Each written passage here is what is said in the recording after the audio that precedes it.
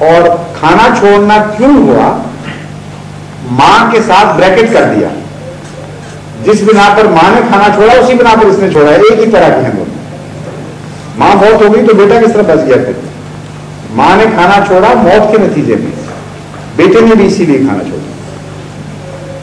بعض علماء آپ کو بتائیں گے کہ نہیں، ضروری تو نہیں ہے، کھانا اس لیے بھی چھوٹ سکتا ہے کہ اوپر چلے گئے وہاں کھانے کی ضرورت نہیں، آؤٹر اسپیس میں انرجی کے قیام کے لیے کھانے کی ضرورت نہیں۔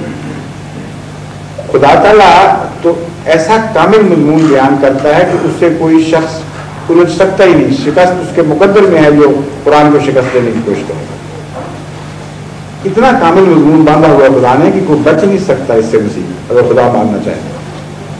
فرماتا ہے ایک اور جگہ کہ ہم نے کوئی بھی جسم ایسا نہیں بنایا جو بغیر کھانے کے زندہ رہ سکے۔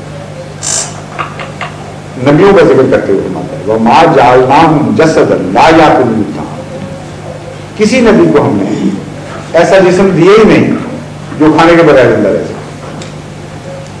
اب سوال یہ ہے کہ مسیح جہاں بھی گئے تھے جسم لے وہ نبیوں والا جسم لے کے گئے تھے، پیچھے چھوڑ کے گئے تھے؟ اگر پیچھے چھوڑ کے گئے تھے تو ہماری بات مانی گئی کہ پھر کھانے کی ضرورت ہی نہیں، مر گئے۔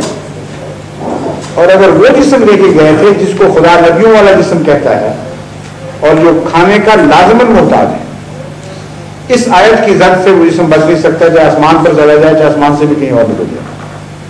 جہاں جائے گا یہ آیت کو کھانا پہنچا کے چھوڑے گی ورنہ مار دے گی۔ تو ماں جاننا ہم جسد ہے لا یأکلون الطعام، ہم نے جسد بنایا ہی نہیں کسی نبی کا جو بغیر کھانے کے زندہ رہ سکے۔ رسول اکرم صلی اللہ علیہ وسلم نہیں رہ سکتے تھے بغیر کھانے کے، تو اور کون سا نبی تھا جو اس سے مستثنا ہو جاتا ہے؟ اب دیکھیں کس طرح خدا اس مضمون کو مکمل کرتا چلا جاتا ہے۔ أُمُّهُ صِدِّيقَةٌ كَانَا يَأْكُلَانِ الطَّعَامَ، آگے اگلا حصہ ہے اس کا، اس آیت کا لاسٹ پارٹ کیا ہے؟ اس میں پھر اس دلیل کو مزید تقویت دی گئی ہے۔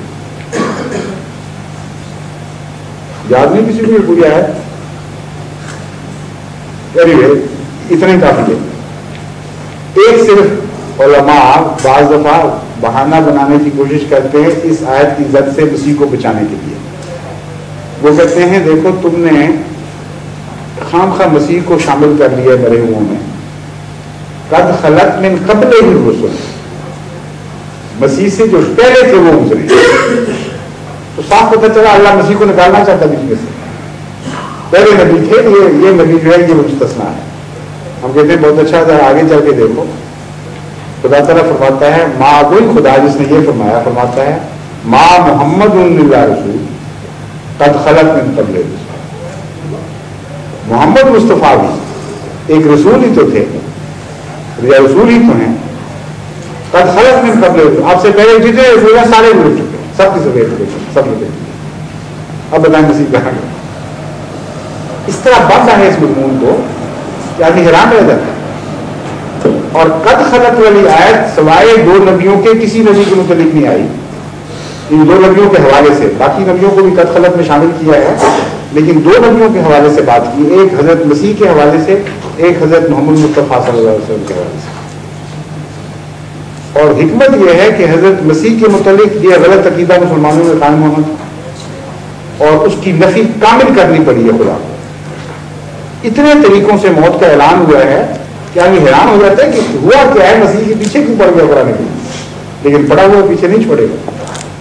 اور رسول اللہ صلی اللہ علیہ وسلم کے متعلق اس لیے اعلان کیا کہ آگے دلیل دے دیے سامنے، فرمایا قد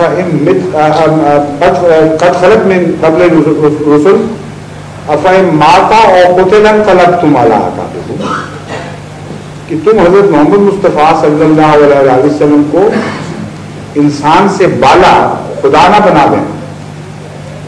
اگر رسول کریم صلی اللہ علیہ وسلم فوت ہوئے تو اس وجہ سے فوت ہوں گے کہ یہ رسول ہیں اور رسولوں کی تقدیر یہ ہے کہ انہوں نے مرنا ہوتا۔ گویا اگر ایک بھی رسول کو ہم نے پہلے زندہ رکھا ہوتا تو پھر تم یہ مطالبہ کر سکتے تھے کہ محمد مصطفیٰ کو بھی زندہ رکھو، یہ سب سے افضل ہے۔ لیکن خدا نے رسول کی تقدیر میں ان کی موت لکھ دی ہے، اور دیکھ لو تاریخ کو یہ بیان فرمایا، پہلے تاریخ انبیاء دیکھ لو، کوئی زندہ ہو تو دکھاؤ. اگر ایک بھی زندہ ہوتا تو کیا مسلمان اس وقت یہ خدا کے سامنے پیش نہ کرتے کہ محمد رسول اللہ کو وفات دے رہا ہے اور پہلے فلاں رسول زندہ ہے, فلاں رسول زندہ ہیں, ان کو تم بیچ میں سے تم نے چھوڑو, ان کے ساتھ وہ سلوک کو نہ کرنا.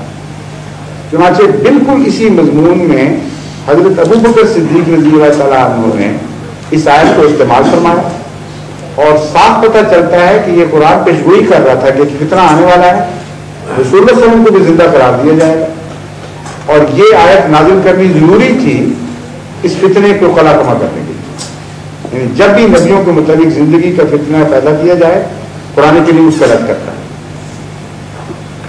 مسیح کے متعلق تھا اس کا رد فرما دیا, محمد رسول اللہ صلی اللہ علیہ وسلم کے متعلق احتمال موجود تھا اور اس احتمال کو رد کرنے کے لیے ایک آیت کافی تھی. چنانچہ حضرت ابو بکر صدیق رضی اللہ عنہ کو متعلق روایت ملتی ہے کہ جب حضور صلی اللہ علیہ وسلم کی وفات ہوئی تو آپ باہر تھے کہیں, جب تشریف لائے تو اس وقت تک یہ فتنہ پیدا ہو چکا تھا.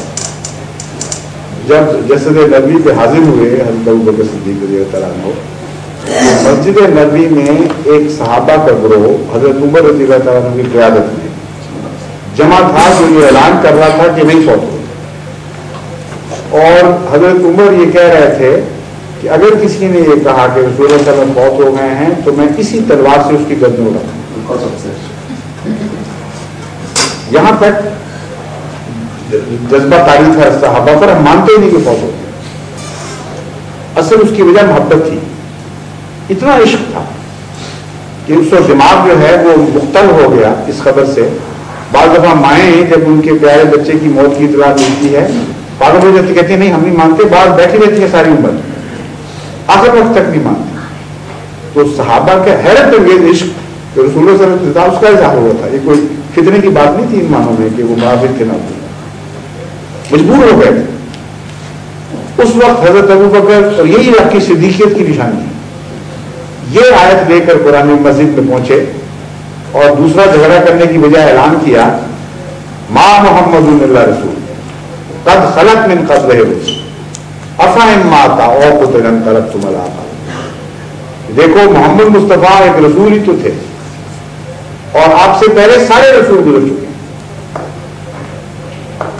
کیوں صحابہ کو یاد نہیں آیا کہ مسیح زندہ بیٹھا ہوا؟ کیوں وہ تلوار ہے جو وہ میری گردن پہ بھی چلی جو کہتی تھی جو کہے گا مر گیا میں اس کو ختم کروں.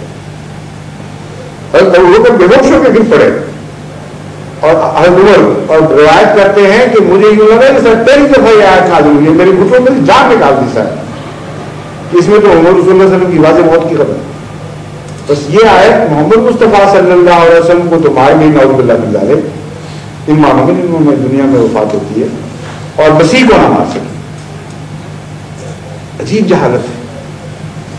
اور ہمیں فتنہ والا قرار دیا جا رہا ہے, ہمیں کہہ رہے ہیں کہ تم مفتن ہو, تم نے مسیح کو مار کر قیامت بچا دی اسلام کا, اس لیے تم بالکل ختم ہو گئے, تمہیں مار دینا چاہیے. حالانکہ قرآن کریم سے پتہ چلتا ہے, احادیث نبی سے پتہ چلتا ہے کہ اتنی واضح دلائل ہیں, ایسا اجتماع ہوا ہے اس شاہ کے محمد مصطفیٰ کے اس مسئلے پر, اس کے بعد کسی شک کی کوئی گنجائش باقی نہیں رہتی. یہ تو اتنا بڑا رسول مضمون ہے. میں تو ابھی چند آیتیں بیان کی ہیں, حدیثوں میں چلے جائیں آپ, دوسرے دلائل میں چلے جائیں, کبھی دنیا میں ساری دنیا کوشش کر کے دیکھ لے کسی نبی کے متعلق